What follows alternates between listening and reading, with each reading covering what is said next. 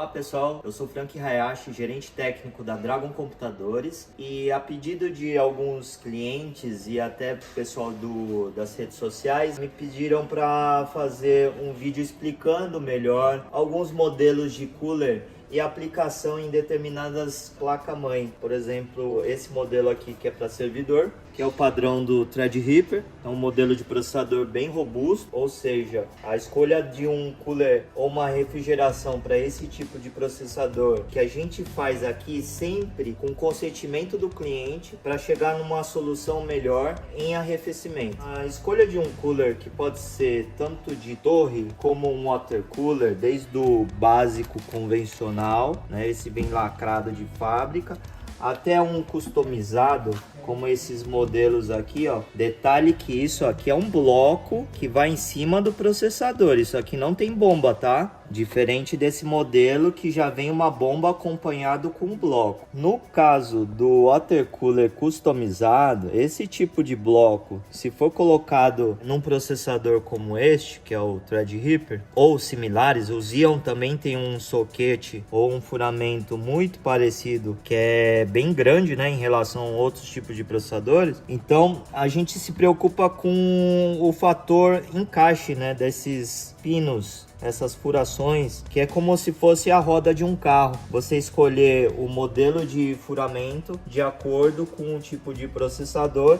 e o principal, dependendo da potência do processador, que isso é medido em watts, a gente pode calcular qual o melhor tipo de refrigeração e qual mais adequada, seguindo o furamento da placa.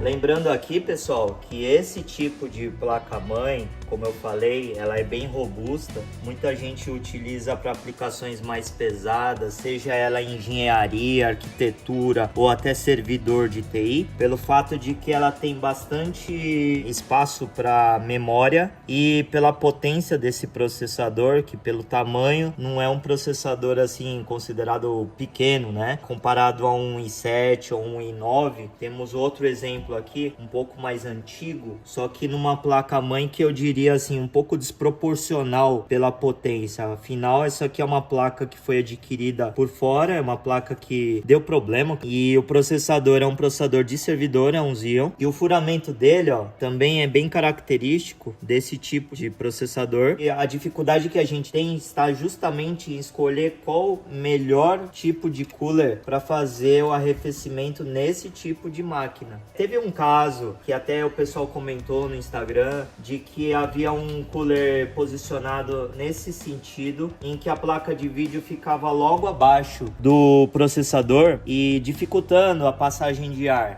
Antes de tudo, eu gostaria de agradecer, né, ao pessoal que percebeu que o cooler estava tendo uma certa dificuldade para o fluxo de ar, e embora a gente já tivesse ciente disso, fomos pedir para fazer uma alteração que não fizesse assim tanta diferença na parte de funcionalidade do equipamento. Substituímos a instalação da placa de vídeo por slot de baixo, sobrando um espaço maior para o cooler poder fazer a refrigeração mais adequada. Mas isso não foi feito antes, porque segundo o nosso cliente, iria ser utilizado as outras PCI Express. Neste caso, ele autorizou a fazer essa mudança, descendo a placa de vídeo para o soquete de baixo, deixando maior vazão para o arrefecimento do cooler em cima do processador. Neste caso, não dava para fazer a posição do cooler nesse sentido, porque o furamento da placa era diferente. Eu tenho um outro modelo de placa-mãe aqui, que é para servidor, que ele tem um encaixe similar. A posição correta dele, desse modo, é uma Extend ATX, é uma placa gigantesca, e o cooler do processador ficaria nessa posição. Não há possibilidade de colocar assim, por causa do furamento. Tem modelos que não dão opção, inclusive vocês conhecerem fornecedores que no Brasil é um pouco difícil de encontrar com relação a esse tipo de equipamento, vocês podem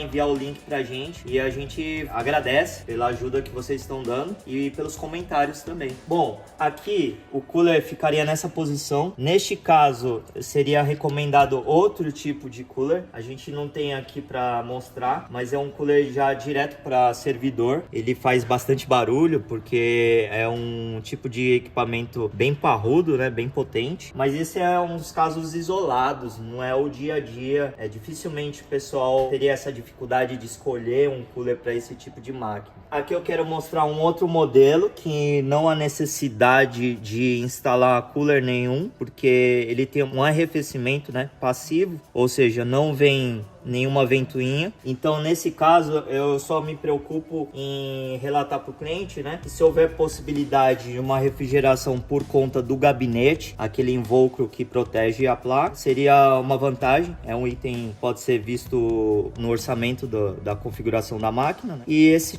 seria também um caso meio que isolado, tá? São processadores mais básicos, geralmente eles não puxam muita energia, por esse motivo não esquenta tanto e não há necessidade de um cooler extra para fazer o arrefecimento. Aqui eu tenho um outro modelo do mesmo tipo de placa, que é considerado padrão Mini ITX. Aqui eu posso utilizar um cooler já convencional, o original mesmo do processador da AMD. Esse é um modelo Intel, a diferença entre eles está na presilha. Esse é de plástico, muitas vezes ele resseca com a temperatura, né, pode quebrar, mas como eu disse, é básico, já vem com o processador. Você tem a opção de escolher um cooler mais eficiente para manter a qualidade do funcionamento da máquina a longo prazo. Como escolher o tipo de arrefecimento para a placa-mãe que você tem aí no seu computador? E eu diria assim, que não há uma regra, mas a preocupação que a gente tem é primeiro seguir a recomendação do fabricante, claro, no caso do processador e do gabinete também.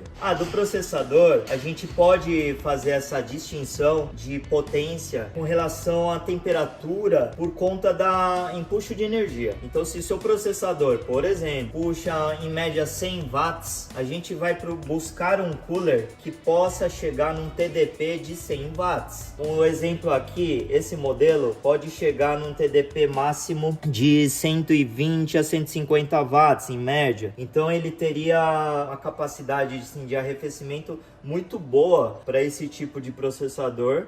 O mesmo aconteceria para o water cooler, só que na questão estética, muitos têm preferências, assim, gostos, né, diferenciados, e aí que eu digo que não há regra para escolher qual é o melhor, e sim aquele consenso, né, de ver um cooler que possa caber dentro do gabinete, que não atrapalha, não comprometa o espaço das memórias, não fique muito próximo da placa de vídeo. Então todos esses detalhes, o consultor, na hora que está orçando a configuração de máquina, é pensado junto ao cliente para poder ver a melhor solução e mais adequada a esse tipo de configuração. Se você gostou desse vídeo, curta, compartilhe e deixe nos comentários as suas dúvidas de outros temas que vocês querem ver por aqui. Vemos vocês na próxima. Tchau!